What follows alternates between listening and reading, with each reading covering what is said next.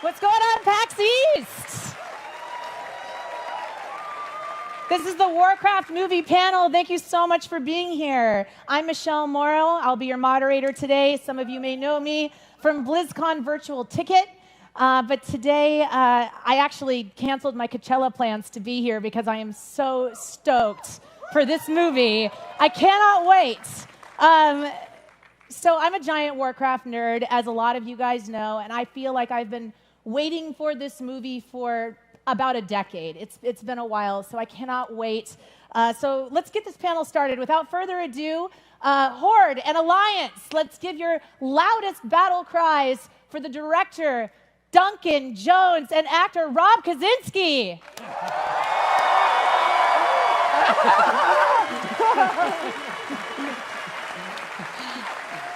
Hello. Oh, that's my chair. Excuse me. I beg your pardon. All right, well, PAX East, we've got a full house of gamers here, obviously, and the two of you, we're all gamers up here. And as we know, video game adaptations can be challenging at times. And everybody's been looking at the trailers, and they've all looked fantastic. And what I'm kind of wondering with you guys is, Warcraft has such a huge history. It's got 20 years of lore that we've been looking at. What kind of challenges and opportunities did you guys find in adapting this?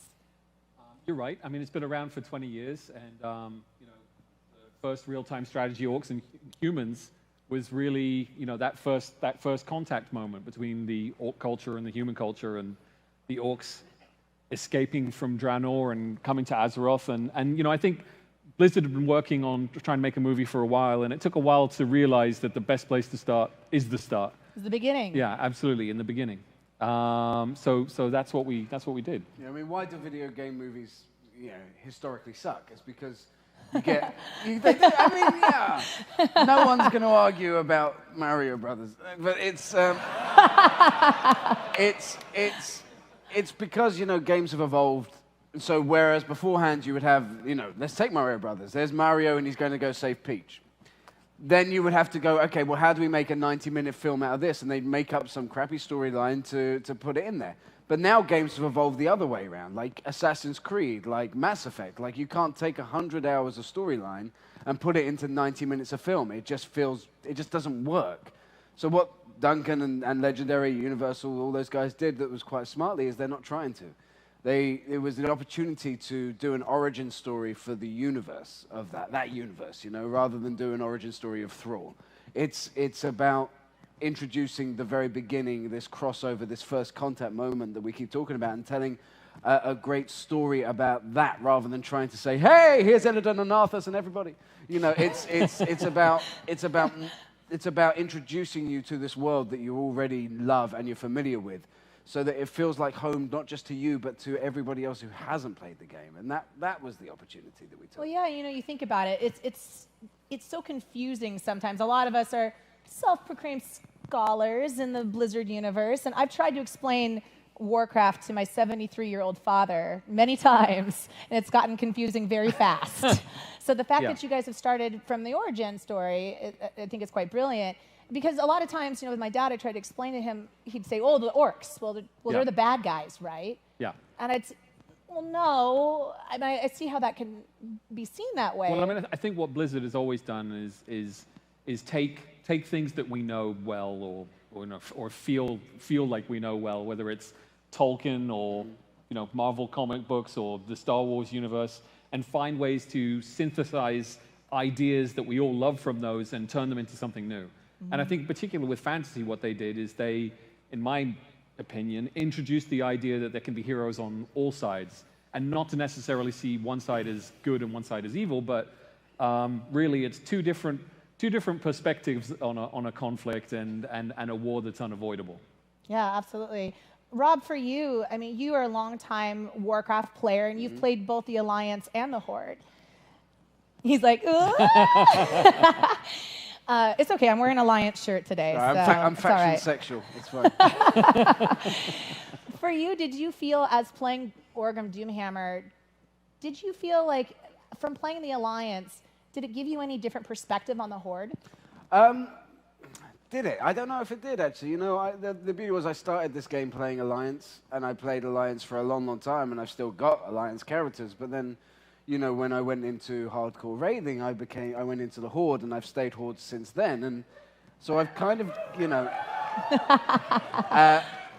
But the beauty of it is, like, when we go to Goldshire Inn, you know, when we go to the Lion's Pride, or when we're in the throne rooms. Thank you very much, Duncan. That's a great thing. Thank you very much. Thanks. I write my best jokes for you. Is that when I would go to any of these places in the world, whether it's Blackrock Valley or the Lion's Pride Inn, I would have a familiarity with it. And so to see something like the Lion's Pride or the Stormwind Throne Room, which meant a lot to me, you know, recreated so carefully and so caringly, it was just really wonderful for me to see that you know, there was another guy here who cared as much about the film as I did. I don't know if you guys got to see it, but Rob did a little tour of the Lion's Pride that we put up online earlier today. So I actually did not see that. They told me to tweet it on pain of death at 1 o'clock, and I was like, okay, and they sent me this thing. I'm like, okay, retweet. So yeah, if you go to my Twitter, there is a whole tour of the Lion's Pride Inn at the minute, and Duncan's retweeted it, and then hopefully someone who has more than, you know, my 8 followers will actually go, hey! Well, you know, there is something about, you know, the video game coming to life and being able to see it more than just the game. I think it really hit me at Comic-Con when there was the extended footage that was played at Comic-Con. Some of you guys may have seen it, some of you may have not, but there was a portion, and it's talked about a lot online, where we got to see the Dark Portal. And in the video game and the experience, when you go through the Dark Portal, it's just a loading screen. You know, it's just you go through and you were in Draenor and now you're on Azeroth, and that's what it is, and it's up to your imagination. I had never personally thought about what it would be like to actually physically travel through that. Yeah. What was the thought behind that process for you? Because I'd never imagined that the movie could elevate my own imagination from the video game. I'm glad you felt that way. One of the things we've tried to do throughout the film is wherever there's action, wherever there's big moments like that, is, you know, try and find a way to also be pushing the sort of the character side of the story through. And going through the portal and traveling to Azeroth happens, obviously, as you would imagine, early on in the story. But it's also a moment where we really start to learn a little bit about Durotan, chieftain of the Frostwolf clan, who's basically a lot of the orc side of things is seen through his eyes, and his relationship with Orgrim Doomhammer, and then also with Draka, his wife, who is pregnant at the time they go through the portal. So you know, it's trying to find a way to create the visual spectacle of that, and at the same time also create character and start to get the audience to really care about my favorite characters. Now, are there any characters for you that you have attached to more as you made the movie? You don't have to say Rob. I do have an Orgrim Doomhammer T-shirt. He does. So that's because I know you love Draka quite a bit. I do love Draka. I love Draka and Durotan, and my wife is 7 months pregnant, and so we have this whole. Congratulations! Thank you. I did it. I did it. It was me. I made her pregnant. I think. No, I definitely did. I definitely did. But Draka and Durotan's relationship and that story and just the, you know, I know it's orcs and I know it's Horde and yes, they're kick-ass, but at the same time, I love the fact that we see them as rounded characters and we see the relationship between those two. What is an orc couple like? Well, you're going to find out what an orc couple is like. And, you know, because of our situation and what's, you know, I very much, you know, have a kinship with Durotan and Draka. Do you think you're going to have an orc baby? I hope so. Not, I mean, are you going to call it Thrall? I'm going to call it Tusky. Tusky. You'll appreciate that. Just so you guys know as well, we are going to be doing Q&A. If you wanted to line up, I believe it's on either side. We will be doing it in a few minutes. But, oh, here we go. Yes, the enforcers are letting you guys know that there will be Q&A very shortly. So please line up. One of the other things I wanted to talk about, too, is the visual effects. The visual effects that I've seen so far in the trailers have been incredible, especially with magic. Magic is one of those things in fantasy movies that can be a little shaky at times. We worry about that. Yeah. But Ben Foster, who plays Medivh, guys, and I was lucky enough to see a cut of the film, and Medivh is, oh my God, he is incredible. Ben Foster is just a fantastic actor, whatever he does. But he had a lot of fun in this, and he takes things serious in a way that you don't expect, and at times you don't expect. And he wanted to know how to do magic, like real magic, like Warcraft magic. How do I do that? No, yeah, but how do I cast it?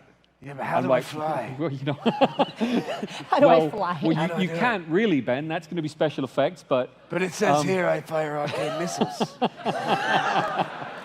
How do you do that? How do you do it? I was like, so we had to come up with, we came up with a whole choreography and obviously a language as well, because there's an oral component to spellcasting, as you know. So we had to come up with that and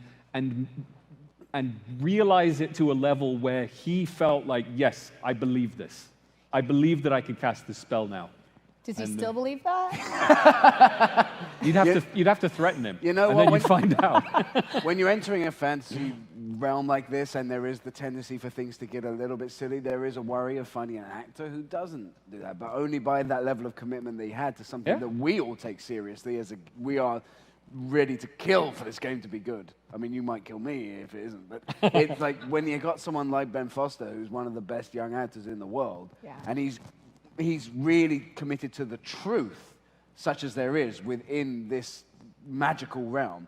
That makes a big difference, It really does. Oh yeah, you have to have conviction if you're going to be casting spells. That's and then it kind of escalates, because an actor of that caliber starts taking it that seriously and really getting into the details of how does this world work.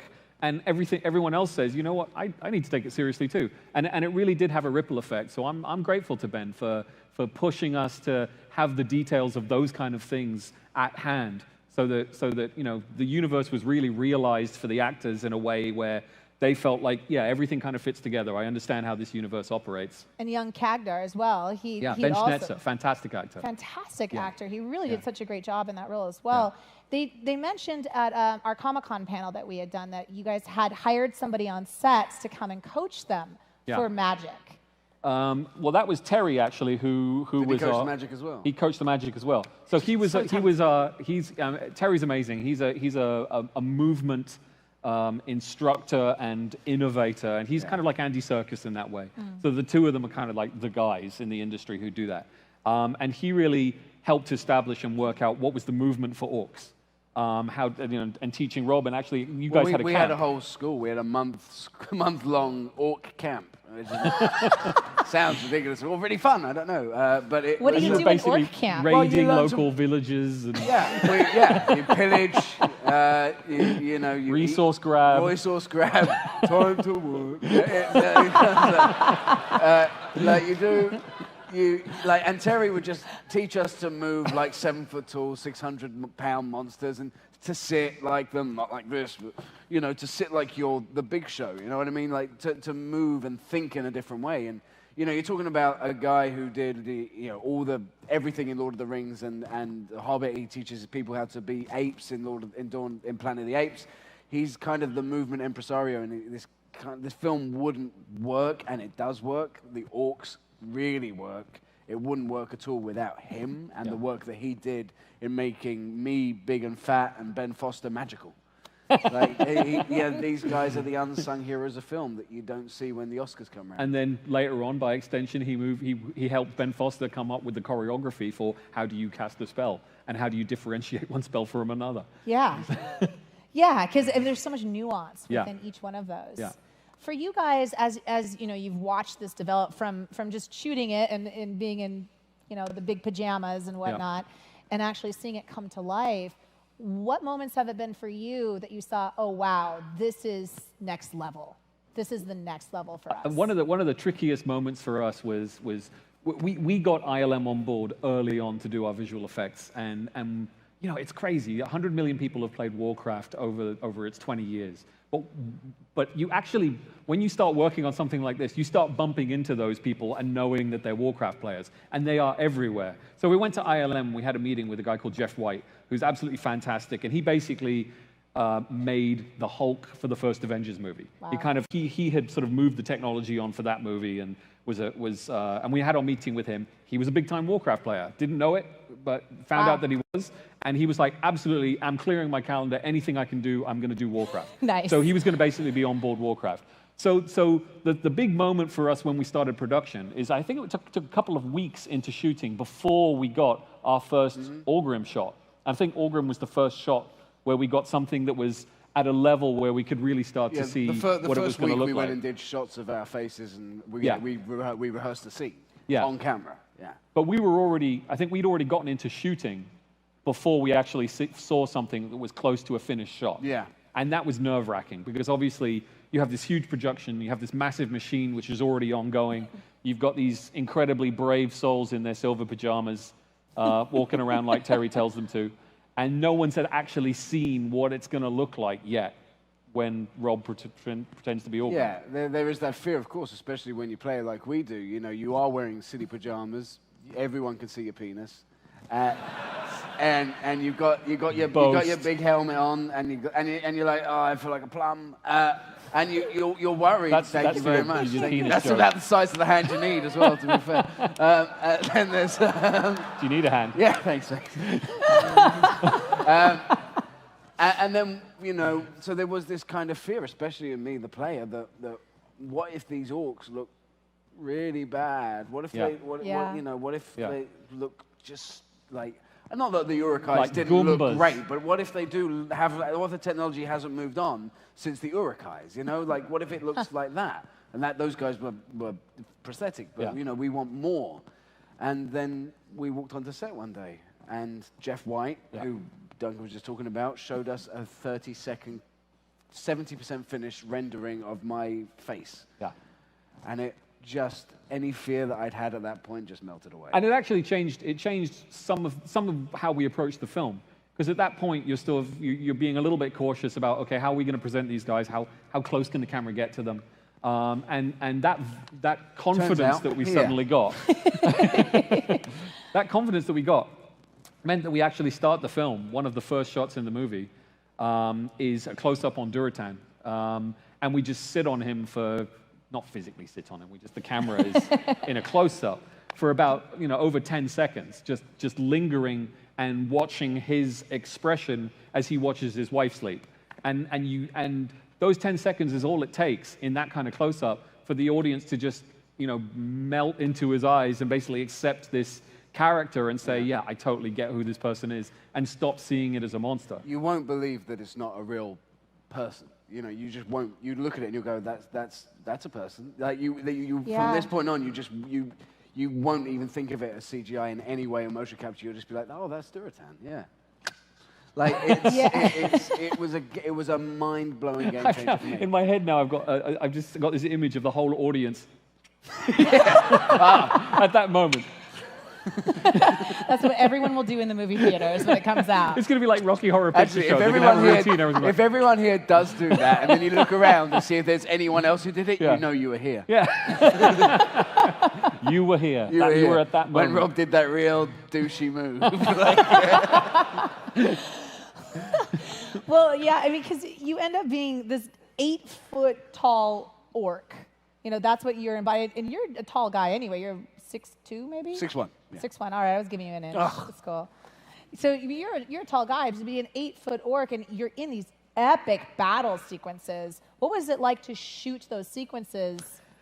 I got to say, it was pretty effortless, because the work wasn't on me. The work had been done previously by 1,000 people that made this thing possible, that went to make this film, that had hired the stunt guys, that had hired Terry, that had the props and the locations and the choreography, and everything was kind of set to make our job, because usually when you're filming something like this, you would have a volume, which is a gray room with lines on the floor and cameras, and then you get inserted. But this was one of the first times in the history of film where we had real sets, and they were in a volume, as well. So we could mix. I could do a scene with Dominic Cooper or anybody else. We could mix together and put motion capture characters in the same scene as real-life humans.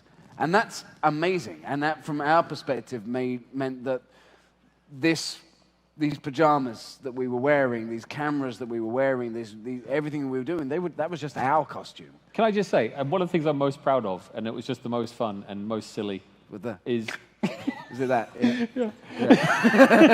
is we have all of these amazing people working on the film, fight choreographers, and just sort of giving us these battle scenes and these amazing things and great cool moves. And I just insisted on this one really daft move that I just thought, I've got to get this stupid thing in. What? It's an incline headbutt that Orgrim does. Well, we were like halfway through filming the movie, and we realized that Orgrim, for being the toughest orc in the clan, like being big, strong, tough, scary Orgrim, doesn't really fight much in this film. So we were like, okay, well, let's put it in a fight sequence. He fights a bit. A little bit, but he fights. We had to do because we had it in this whole day, basically. Duncan just went, well, whatever we're doing, get rid of it, let's fight. And we just ran around and filmed these fight sequences. And one of them, I don't want to. Should we talk about it? You can talk about it. Like, it's funny. I walked past this yurt, and Dan Cudmore, who was he's great, by the way. He plays Colossus in most of the X-Men movies, and he's a really great actor. He comes storming out, and I just go, oi! I hit him in the stomach with the doom hammer. I lift him up like that, and then I drop his head on my head and knock him out. No fight choreographer in the world would come up with that, but Duncan did, and it looks awesome. Use your head. Use your head, mate. Yeah. Reverse headbutt. It's the new thing. So, you know what? lots I'm of happy. great bits. I'm happy. Whatever happens with the film, As long as that bit's good. I came up with the incline headbutt. Yeah, the So forevermore in fight choreography. There's lots of things in this film. You know, there's inherent joy in this film because so many people were gamers, were played the game and wanted to make a great film. So whilst, you know, we're not making light in any way that we're telling the story in the way it's meant to be told, there's also a lot of little nods and a lot of little fun moments like that in the film which make you just go, oh, this is great. Oh my God, I'm so excited for this movie, you guys. Just talking about it, I'm just like, oh God, I can't wait. Well, let's open it up a little bit to Q&A. Do we have any Q&A stood up and ready? Hey, that's good news. Hey, what do we have?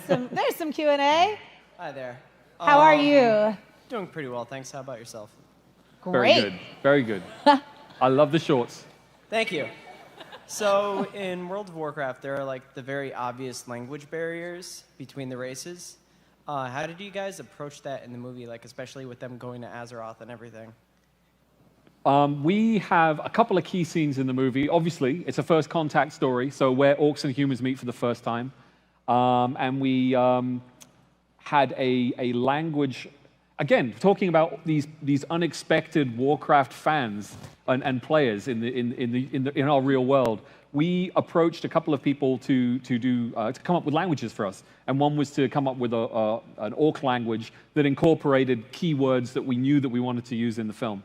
And this gentleman who does all of the language work in Game of Thrones is a big-time Warcraft player. So again, it's just weird synchronicity all over the place. And a passion for the project that was just unexpected and so delightful that we kept on coming to experts, and they were big-time Warcraft players. It was so he was the guy who came up with our language, and there's a couple of I think there's 3 or 4 key scenes in the movie where that language is used in an interesting way, and there's also some use of key words from anyone who's played Warcraft long enough that they'll get a kick out of. Zug, zug. Thank you. Thank you. Thanks. All right, next question. Questions for Duncan. Hello. Hello.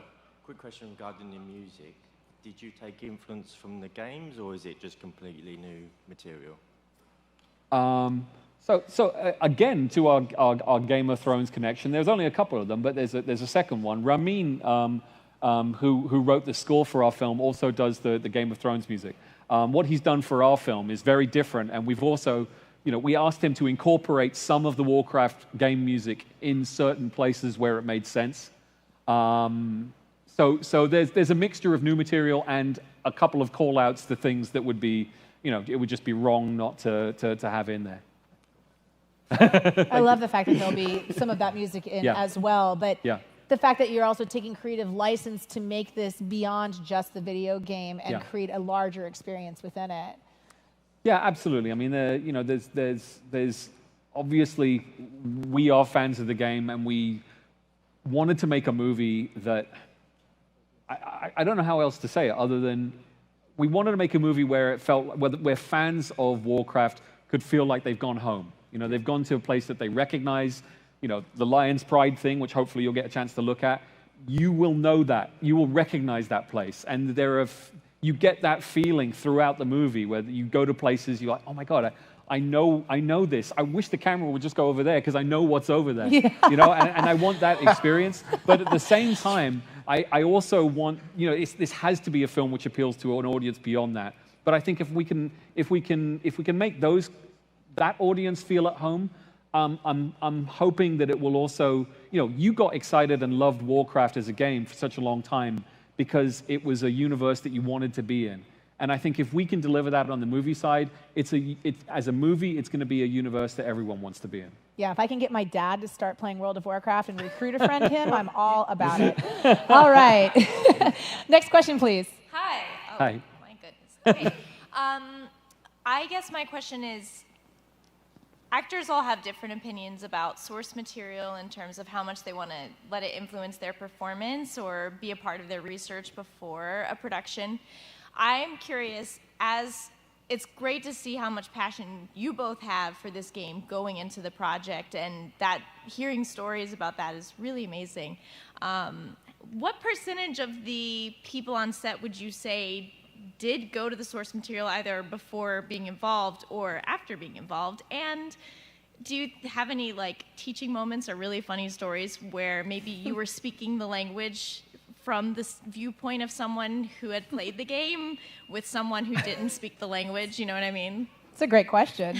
I think I was always having to check myself on that front. Yeah. I don't think there's much point me explaining my experiences as at various levels of the game to Travis Fimmel. I don't think that's really what he cares about. I think he'd rather understand the character from a more objective sort of character side of things. But he's a lot of fun, and although he may not have wanted to sort of look too much into what Warcraft was before he played the part, we cast him because we kind of knew that he was lok'tar, so it actually made it a lot easier than trying to bring him up to lok'tar speed.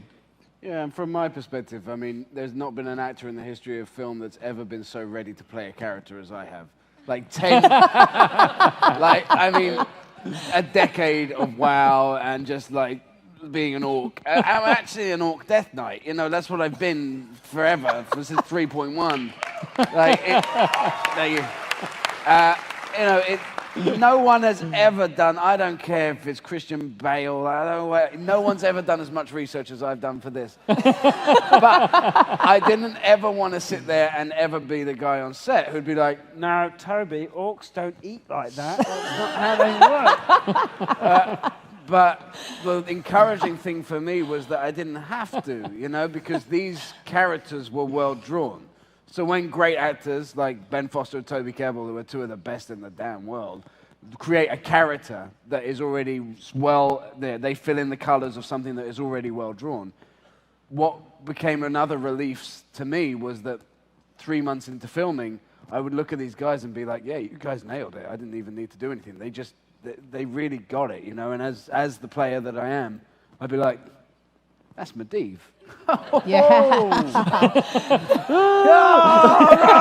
Or maybe not. Or maybe not. Who knows what he does? Yeah, it might not be scary. Yeah. Who knows? No spoilers. Awesome. Great question. Thank you. All right, next up. I must say, first of all, just let me say, your acting is as good as Benedict Cumberbatch. I really do think you're that good.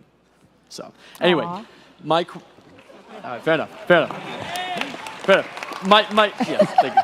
My question to you is this: in an era where we see a lot of modern movies that are so kind of jam-packed with CGI, massive stunt scenes, massive effects, how hard was it for you guys to take the emotion in the orcs, and not just the orcs, the humans and every character, and really bring that to the screen and bring that out so well that people were just falling in love with the trailer and the movie? Well, from the orcs' perspective, It really wasn't difficult at all. There was, like, we were talking about that 30-second skit where we saw, you know, they brought in a mostly rendered version of my face, and I saw that no matter how subtle what I did, it came through, and it came through strong. You know, that gave me no fear in how subtle, or just by thinking something, it would change the face. And that was something that I'd never seen before. And, you know, when you're looking at that 10 seconds of Duratan in the movie, you'll see a soul in there. You know, you're going to see Toby Kebbell's performance entirely.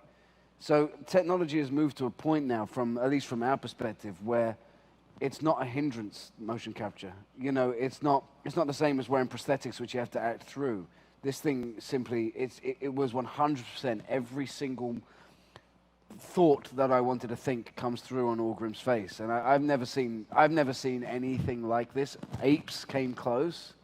But this was not only help. You got to admit, there was one moment where it was a little distracting. There was a moment. And that was when Clancy Brown had to ride a Frostwolf. Yeah. There's a scene in the trailer where you see where we're standing over Westfall and Clancy rides up. And you know, when you see the Kurgan in his 60s now, you know, in his pajamas, ride up on a blue... On his little rocking horse. On a little rocking horse. on a rocking horse, being dragged by 3 crew members. And he goes, "Come on, Frostwolves, let's go!" And then goes, "Let's go!" And so there are elements. Those like 3 lines he did took us about 4 hours. Yes, it was really challenging. So there are elements, but I gotta say, from a performance standpoint, it was as difficult or as easy as doing it without any makeup or prosthetics or CGI at all. And Rob as well, but because Rob was so familiar with the lore and with what we were trying to do, I didn't really need to talk to him much about who Orgrim Doomhammer was. But with the rest of the cast, you know, a lot of the time we didn't really get into lore. It was more about, you know, what had we, through the script, decided and managed to make these characters into, what were their motivations, and, you know, all the stuff that you really, you know, as a director, you need to be able to communicate and talk to your actors about so that they understand their motivations. And it's not even about how do I get from this scene to the next scene. It's about who is this person, what do they care about, what do they want to have happen, you know, from their perspective, and get them to understand and all of those different perspectives to come together to tell the story. So it's you know, when you work with, I was very privileged with this film that Warcraft was something that, Warcraft is really the superstar of this movie. And that allowed me to work with actors who may not necessarily be household names, but they are such fantastic people and at their craft that it really made the process really enjoyable. Great question, thank you. Yes, and it also goes to the fact that it just made me remember that you cast Daniel Wu, who is essentially like the Brad Pitt of China, so everybody knows, as Gul'dan. So he is the sex symbol of China, yet he is the ugliest orc ever. It is so much fun walking anywhere with Daniel Wu because his fan base is huge, and you just don't. I mean, I didn't know that until I actually knew Daniel before we did Warcraft, and it was you know, getting the chance to hang out with him it's a lot of fun. I mean, but he really, this is the thing, like, he really is an icon. Yeah. Like, he's an actual legend in China. So I take that back about superstars. Yeah. Daniel was a superstar. Daniel was, but you would never know. He's the most humble guy. Yeah, and he really is. literally, okay, so obviously we all had to walk in a difficult manner and being an orc was tough. But Daniel had to spend the movie like this, being Gul'dan and walking like this. Rob used to follow him around like that. I used to follow him around, like, just like, are you going to poop? But he had to buy new trousers or pants because his thighs got so much bigger from all that exercise. Yeah, it's true. And he never moaned, and he was the only star in the cast. That's incredible. Dominic Cooper's going to write you hate mail. Yeah, no. Like, I'm the star. And Dominic Cooper, I'm the star. Hi, Dom. All right, next question. Hi, guys. First of all, I have to say to Duncan, I love your Portal shirt. It's like the best Portal shirt I've seen. Yeah, I'll tell the story. No, you go first. Yeah, I have to say I'm really happy that you are involved with this project because it's really cool to see people so passionate about like the source material, and you don't see that a lot in video game movies. And I was wondering how hard it was to make this film a reality, because there's been talk about it for like years, and nobody knew, no one thought it was really possible. So it's really cool to see it happen. You know, I was incredibly fortunate. When I got involved, I think they had already been through the hardships of not getting the film made, and there was kind of a pause, a bit of a stall process as they worked out how they were going to move forward.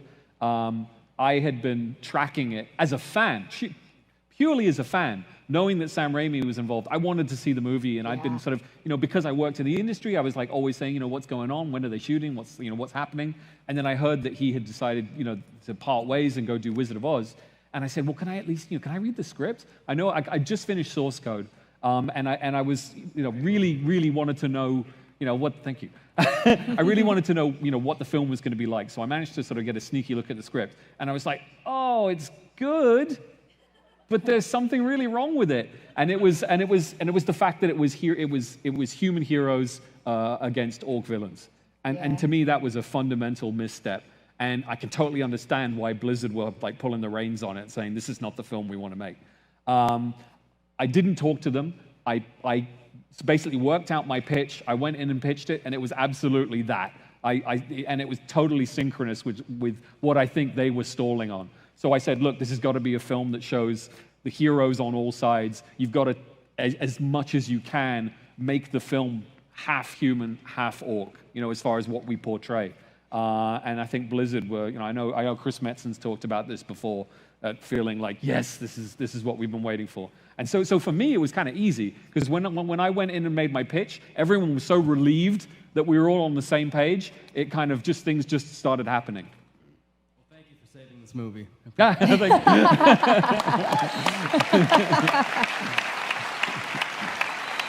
All right. Next question. Hi. So the last 3 questions were my questions as well. But CGI is really prevalent in a lot of movies nowadays. When did you make the, when did you decide, say, okay, we're going to do this amount live props and this amount CGI, just to make it so it's not look fake? Yeah. I mean, I think early on we decided that the orcs were never going to work. It's because of the reason that I just because of what I just talked about, as far as I wanted the audience to be able to spend a lot of time with the orcs in a very intimate way, where they really understood these orcs as characters, as Orgrim, as Durotan, as Draka. You know, I wanted the audience to be close and understand them as characters. That was never going to work, in my opinion, with prosthetics. You know, I needed to be able to get performance moments and nuances out of them that a load of latex rubber was just going to cover up, and it was never going to work. So motion capture really has reached a level now. You look at Caesar in the Planet of the Apes movie, and even Gollum, which was a long time ago now when you think about it. But it's reached a level where it was absolutely going to work for the characters. And if we were going to do so many characters that way, that's when building sets became so important. Because if we did a CG environment and CG characters, then you're in the realm of Final Fantasy or something like that, you know? And we didn't want to do that. So big set builds became a big part of the production. Everyone gets nervous, you know, because obviously, okay, we're going to build a lot of big sets. We're going to have a lot of special effects. This is a big movie, and it is a big movie. But I believe that it's paid off. Thank you. Thank you. Awesome, great question. All right, next up. All right. First off, I want to say thank you, guys. I live World of Warcraft, and Warcraft, I'm so excited for this movie. So thank you for taking care of what we all love and making something awesome. Hopefully. Yeah, exactly. June. Let's have this conversation again on June 10th. Okay. I will set the date. A question, Rob. Your understanding of your character in Warcraft and the classes of Warcraft, did you really see that come out in like how you looked at certain characters? Like, oh, that guy's like, he's definitely a mage. That guy's definitely a warlock. Yeah, and like, did you bring your own character to that? And also, Duncan, can I shake your tiny hand? I think it's important you do. Okay, I would really like to do that. Yes. Thank you.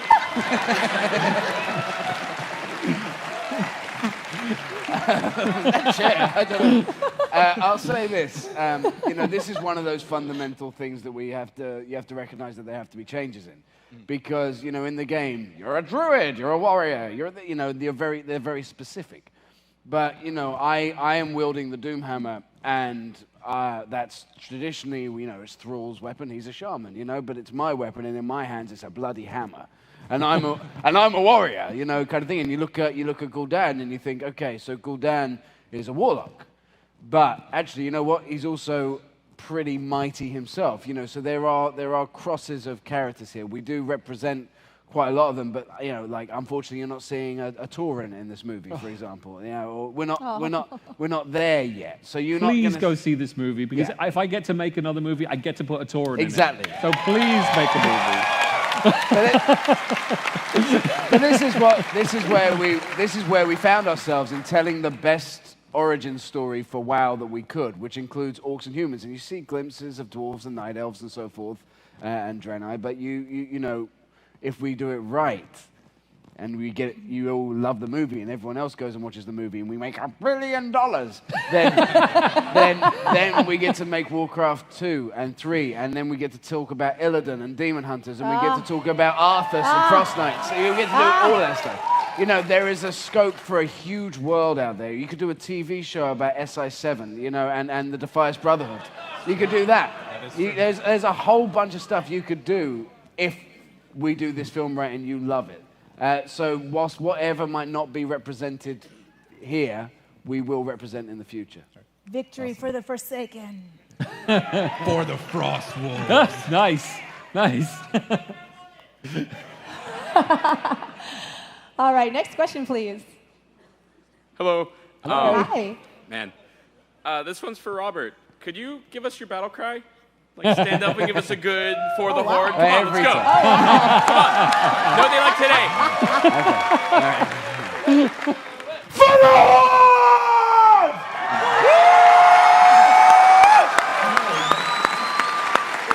Thanks. Thank you. In my dreams, when he's 70 years old, he's going to be going to conventions doing that. Social Security! Like Galaxy Quest style. Yeah, exactly. Yeah. All right, next question, please. Hi. So Orc Camp, I want to go to there, but I can't. So can you walk us through what a typical day for you at Orc Camp was like? And as a director, was there ever a time that you just came in there and was like, what the hell are they doing? Well, he did a bit of Orc Camp himself, I went and did the training just because if I was going to ask these lot to do it, I felt like I needed to put the silver pajamas on at least once. Nice. Not on camera, but she's on camera, but not in the film. You may see it one day. A typical Orc Camp day would, you get there at 7 or 8 or whatever time we'd start, and you'd get in your pajamas, you'd correlate, you'd do the whole thing, and then we would have exercises, character building stuff, figuring out who we were, how we sit, how we talk, how we do anything, and it would all be, and we would start mapping the character to our body, because you've got to understand that you've got all these dots all over you. And then these dots go through a computer, and you see these dots these dots basically create a stick figure. And then what ILM would do would map Orgrim to these dots. So we would figure out how he would stand, and we would sit, if I would, for example, if I would stand like this, it would look wrong.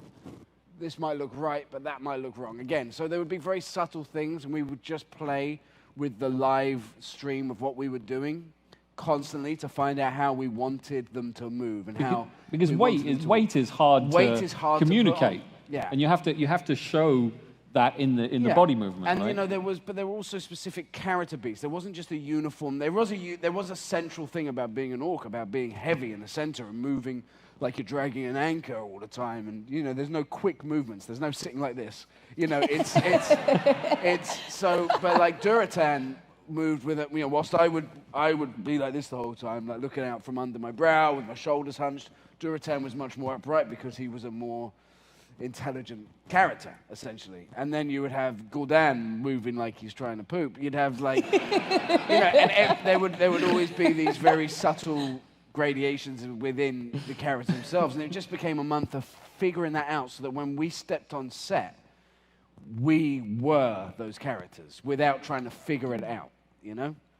Yeah, so Orc Camp essentially made it a beautiful acting exercise. That's exactly what it was. Yeah, it took away, you know, an actor can hide behind their costume. And they can hide behind their makeup, and they can hide behind a beard or whatever, but with motion capture, that's gone. You're completely vulnerable. If you're in a scene and you go like this, as Rob, and you scratch, that's, you've just been found out. You know what I mean? You can't hide from the camera because it's on you 100% of the time. So you need to be in character, 100% committed to it, and know every single little facet of anything you do has to be real. And it was the most challenging and rewarding and satisfying thing I've ever done. And I would augurum it up for the rest of my life. and I would add that it's exceptionally difficult work for everyone who played an orc, because with the motion capture characters, you don't always know where the camera's going to be. A lot of the time, actors know, okay, we're doing a wide shot. I can play it a little fast and loose here, and then they really turn it on when you're in the close-up. Because of motion capture, you know, sometimes the camera's going to move around in ways that are unexpected, just because, you know, a close-up might work better for a moment, and we can do that with motion capture. Yeah. Whereas with live action, you've got what you shoot. And the volume is recording you all the time. So these guys had to give that close-up performance all the time. Yeah. It was fun. Thank you so much. Awesome question. Thank you. All right, next up, please. So I had a question in regards of the story. I've just started playing World of Warcraft. In fact, I'm so early in the process. I created my character, and that's about it. Would you say that this film could act as a good starting point for the large lore that this universe has, or? It's exactly the starting point for the lore that this universe has. That's what the most intelligent thing about this film is that it's not trying to, you know, we're not, I'm not going to say that film's name. Let's just not impugn any other movies, but we're not going to start in the middle. We're not going to start at the end. We're going to start at the beginning and introduce you guys to a world which feels like home, and people that aren't so familiar with the game to a place that will become it, that they want to make theirs. You know what I mean? Mm-hmm. So whether you started playing 20 years ago, 10 years ago, or tomorrow, it doesn't really make a difference. It's a great story in a great world that you'll like going to. Nice. And I want to be 100% honest with everyone, and give you the disclaimer. There are going to be moments in the film where our film veers off from lore in subtle, small ways. I generally think smaller, subtle ways. It does happen at times in the movie. Duratan's a girl. Every and any time we do that, it's because both myself and all of the team that I'm working with, at Legendary and at Blizzard, felt like this was going to make for a better movie. Cool. There's so many different inconsistencies as well in the lore as you look at a 20-year period. There's a lot that has been changed in World of Warcraft. There were contradictions in the original inception of it that had to change, and what we've tried to do is, look, we know the audience we're dealing with. You know that on MMO Champ or anything else, there's going to be people going, oh, but they didn't do this. Or he had a beard in the film. There's going to be people that are going to be so mad about tiny changes. But I promise you, these changes were made by people who know how to make a great film and tell a good story. And these changes, if they hadn't been implemented, would have meant that we had another Mario Brothers. So, these God, you're really hard on that film. I really hate that film. Am I honestly meant to believe that John Leguizamo and Bob Hoskins are related? that was the biggest. Are you kidding That was the me? biggest leap of imagination. No, I mean, that's not even the start of it. Dennis Hopper. You know he was still doing drugs then. You can tell. It's like it's just These guys came in and... I love working with Rob. It's always But these guys came in, and like we said before, I think, from my perspective, which is your perspective, if it hadn't been for Duncan and Stuart and the guys at ILM, then I don't think we'd have the film that we want. And it's only by making these changes and these guys have come in that we are going to get that. You have to go back and start at the beginning, and good for you for starting at this point right now. Are you Horde or Alliance? I'm pretty sure I'm the Alliance. Pretty sure. All right, sure. Cool. Some Alliance love. All right, man. If you need security getting out of here, we'll organize something. All right, we have a time for a few more questions. Hello. Hi. Hello. Hi. I'm really glad you guys are here. There tends to be, with video game companies or companies in general, being very restrictive about their brands. For instance, in Wreck-It Ralph, there's Bowser, and apparently Nintendo was like, "Oh, Bowser doesn't drink coffee like that." And I was wondering if there were any moments where you were sort of flabbergasted, where Blizzard stepped in and was like, "No, don't, no." It was a long process, and like I said, we came into it very much in sync. There are obviously going to be moments where my sensibilities as a filmmaker are not necessarily going to be completely in sync with what they wanted to do. But we were all kind of grown up about it, and sometimes sometimes I went with what they needed, and sometimes they went with what I needed.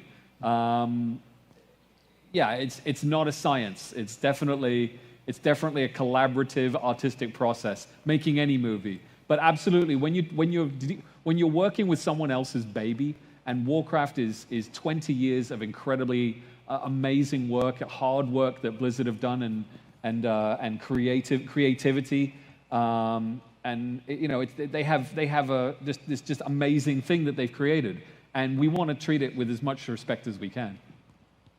Thank you. Thank you for your question. All right, up next. Hello.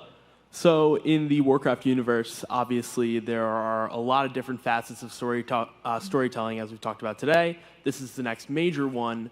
Were there any points along the process where you really had to second-guess yourself on whether you should focus more on servicing the audience outside of the Warcraft community, or more so within the source material and, I guess you could say, fan service? Also, are you prepared for BlizzCon to potentially be shredded apart by Red Shirt Kid? I will always, from now on, go to BlizzCon with Rob. Mm-hmm. He is my intellectual I protection can handle from Red all Shirt things guy. law. Yeah. I can handle him. I want to see that battle. Yeah. I'll answer any question. What was the first part? Sorry, now I'm having nightmares about Red Shirt Man. But were there any points where you kind of second-guessed yourself about catering? Yeah. Yes. Not second-guess myself. I mean, I am two things. I am a games player and a fan of Warcraft, and I am also a filmmaker. And my responsibilities as a filmmaker is to tell a story which works in its own right. So that was never something I wasn't trying to do. I think the trick was trying to comfortably fit in as much extra material, Easter eggs, and things that would fill out the Warcraft experience that go beyond just telling the story, and doing it in a way that it wasn't distracting from the story. But that's the puzzle-solving part of making movies, and a unique challenge to a movie like this. I mean, I guess I just enjoy those kind of problems, because I keep giving myself problems with the movies I make. I mean, Moon was one actor and playing multiple parts. That was the challenge. Source Code was telling the same story again and again multiple times and trying to keep it interesting. And this one was deal with this, massive entity and turn it into a movie after no one has really made a great movie out of a video game. So I liked the challenge of it, and hopefully I've delivered. But, you'll tell me in June. Sounds like a plan. Thank you very much. We'll see you at BlizzCon. Yeah. All right. Do you have a red shirt? Yeah. Next up. All right. So another guy asked my first question about sequels, because I would love to see the Lich King be put into like a motion picture, because that's one of my favorite stories.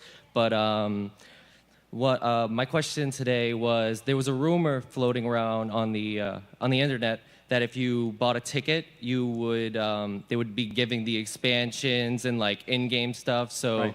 Is there any like promotional thing going on?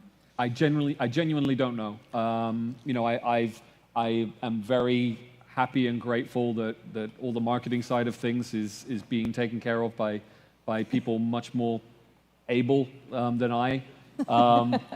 And if that happens, I think it would be wonderful because I think it's a great way to introduce people, to the world. Move. But whatever happens, happens. I don't know. You should definitely go on the World of Warcraft's Twitter and ask them. Yeah. Thank you. Awesome. Thank you. All right. I think we have time for 2 more questions. All right. All right. So with every new World of Warcraft game, there's like an amazing cinematic trailer.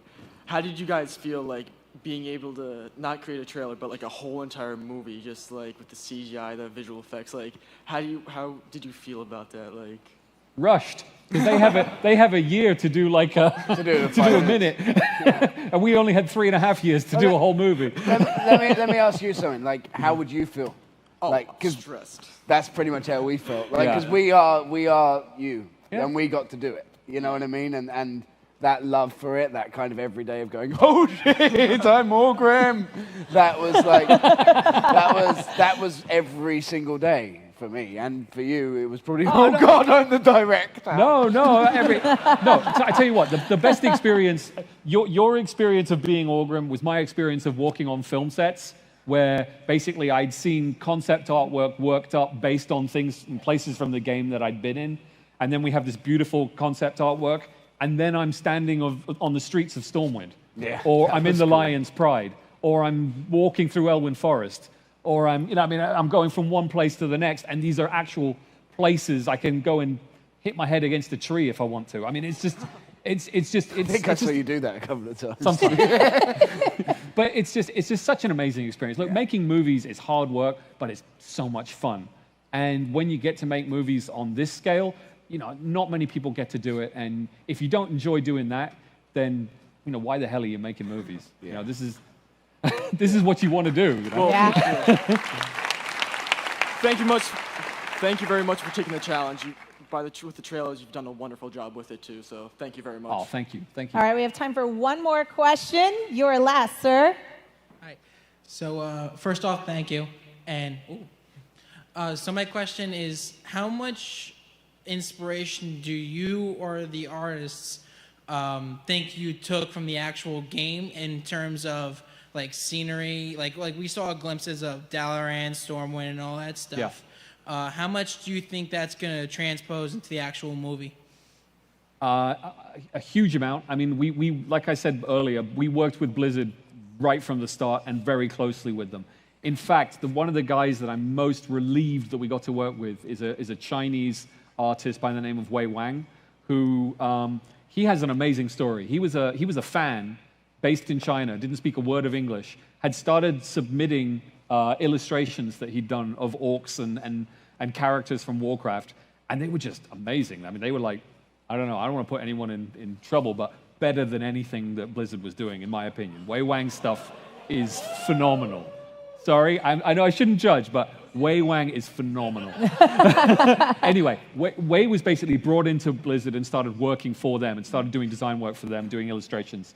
And early on, I said, look, if we could get him working on our film and basically concepting out our orcs, he was the one who came up with a way to make real the really over-the-top anatomy of orcs and actually still make it work in the real-world environment. And his illustrations are, I think they're touring somewhere right now. They're in several books as well. Yeah, a lot of the Blizzard Entertainment phenomenal. books. If you look up online his stuff, he's just phenomenal. And being able to work with him from Blizzard was really what made the film possible, I think.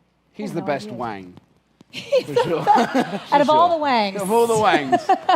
He's by far my favorite. I think that ending on Wang is the best way to end this panel, clearly. Thank you, everybody at home, for watching the live stream. We really appreciate it. And Duncan and Rob for joining. Thank you so much. For Azeroth, guys, right? Can I just say as well, I've wanted to come to PAX. I've wanted to come to PAX since before the first PAX actually happened, because I was a Penny Arcade fan. And this is my first PAX, and I'm so glad that I finally got to be here. Well, thank you guys so much. much. This is the end of the live stream, but I hope you guys aren't going anywhere because we actually have a PAX